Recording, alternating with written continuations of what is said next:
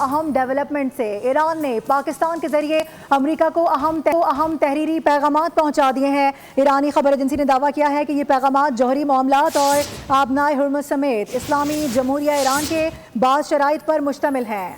جی ہاں، ایران نے پاکستان کے ذریعے امریکہ کو اہم تحریری پیغامات پہنچا دیے۔ ایرانی خبر ایجنسی نے دعویٰ کیا ہے کہ یہ پیغامات جوہری معاملات اور آبنائے ہرمز سمیت اسلامی جمہوریہ ایران کے بعض شرائط پر مشتمل ہیں۔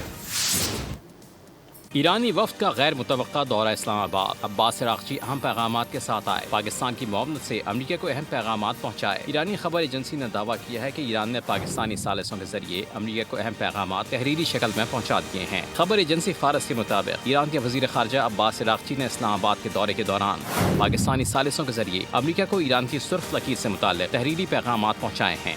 رپورٹ میں بتایا گیا کہ یہ پیغامات جوہری معاملات اور آبنائے ہرمز سمیت اسلامی جمہوریہ ایران کی بعض شرائط پر مشتمل ہیں۔